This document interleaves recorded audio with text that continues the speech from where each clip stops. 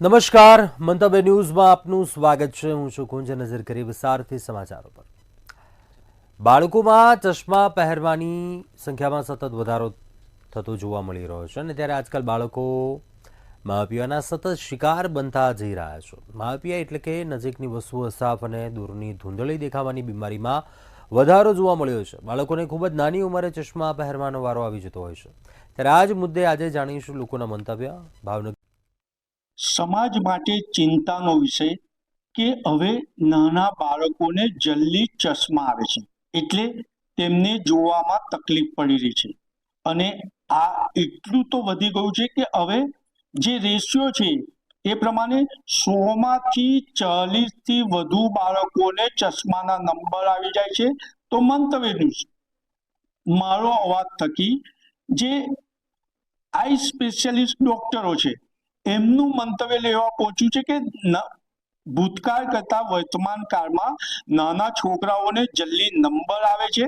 આ નંબર આવવા પાછળનું કારણ શું છે અને છોકરાઓ નાનપણથી જ દેખાવાની તકલીફની ફરિયાદ કરતા હોય છે. આપણે પ્રથમ વડોદરા શહેરના સિનિયર આઈ સ્પેશિયાલિસ્ટ ડોક્ટર નીલમ ચોકસીને પૂછીશું. શું કહેશો બેન, બાળકોને જલ્દી નંબર આવી રહ્યા છે, આ નંબર આવવાનું કારણ શું ને આ રોગને શું કહેવામાં આવે છે? આ રોગનું નામ માયોપિયા કહેવાય છે. હવે બાળકોને જલ્દી જે નંબર આવે છે એનું મુખ્ય કારણ એ છે કે આજકાલ બાળકો ગેજેટ્સમાંથી બહાર નથી આવતા. આઈડિયલી તમારે બાળકને દિવસમાં 2 થી 3 કલાક આઉટડોર એક્ટિવિટી કરાવવી બહુ જરૂરી છે. બાળક જ્યારે મોબાઈલ લઈને બેસે છે તો એને 20 મિનિટથી વધારે પછી એને અટકાવી દેવો જોઈએ મા બાપે, અને બહાર એક્ટિવિટી કરાવવી બહુ વધારે જરૂરી છે. બેન, મહત્વની બાબત એ છે કે આ જે નંબર આવવાનું કારણ એ માત્ર ને માત્ર મોબાઈલ, કોમ્પ્યુટર કે અન્ય પણ કારણ હોઈ શકે? ઘણીવાર જીનેટિક્સ પણ હોય છે કે મા બાપને ચશ્મા હોય તો બાળકને લગભગ 80 થી 70% ચાન્સીસ હોય છે કે એને ચશ્મા આવી શકે છે. બીજું કે આજકાલ જે મોબાઈલનો યુસેજ વધી ગયો છે એના કારણે પણ આ લગભગ 90% જેટલા બાળકોમાં ચશ્મા જોવા મળે છે. 90% જેટલા બાળકોને ચશ્મા. ત્યારે વડોદરા જિલ્લાના ગામડે જઈ અને નાગરિકોની આંખોનું રક્ષણની સેવા કરતા ડોક્ટર નતાશા પટેલ પણ આપણી સાથે છે. બેન, જે રીતના બાળકોને જલ્દી નંબર આવી રહ્યા છે, આંખોમાં દેખાવાની તકલીફ થઈ રહ્યા છે, ગામડામાં પણ આ હવે વધારે બની રહ્યું છે, તો આની પાછળનું મુખ્ય કારણ શું હોઈ શકે? આજકાલ જે પહેલા જોતા હતા એના કરતા નાના બાળકોમાં ચશ્માના નંબર ઘણા વધી ગયા છે. સ્પેસિફિકલી કોવિડ પછી આ વધારે દેખાય છે, કારણ કે કોવિડ દરમિયાન અને એના પછી બી કે સ્ક્રીન ટાઈમ બહુ જ વધી ગયો છે. ઓલ્સો હવે આપણને એટલે વધારે ખબર પડે છે કારણ કે સ્કૂલોમાં જઈને બી લોકો રૂટીન ચેકઅપ્સ કરતા હોય એમાં ખ્યાલ આવે કે બાળકને દેખાતું નથી. નહીં તો યુઝ્યુઅલી પહેલા એવું થતું કે બાળકોને દેખાય છે નથી દેખાય, લોકો એવી રીતે ક્લિયરલી કહી નતા શકતા. પણ આના કારણે અત્યારે વધારે આપણને જોવા મળે છે નંબર. બીજું કે આઉટડોર એક્ટિવિટીઝ ઓછી થઈ ગઈ છે. સેકન્ડલી, પેરેન્ટ્સમાં બહુ વધારે નંબર હોય તો બી આ વસ્તુ થઈ શકે છે. અને એન્વાયરમેન્ટલ ચેન્જીસ બી ઘણા થઈ ગયા છે એટલે બી આ જોવા મળે છે. આ ખાલી નાના બાળકોમાં નથી પણ મોટાઓમાં પણ જોવા મળે છે આ વસ્તુ.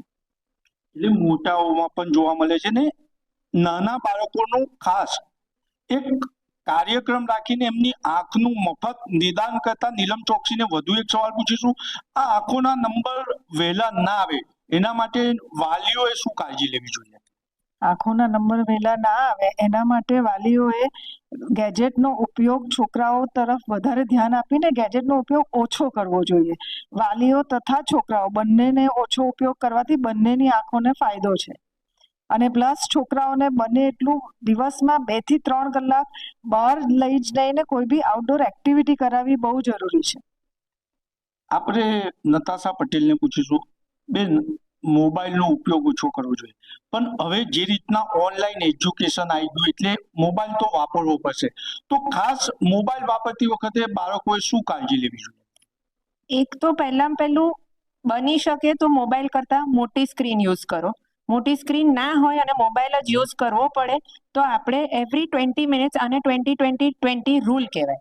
એવરી 20 મિનિટે બાળકે થોડી બ્રેક લઈ 20 મીટર દૂર જોઈ અને 20 સેકન્ડ માટે બ્રેક લઈ અને થોડું બ્લિંક કરવું જોઈએ.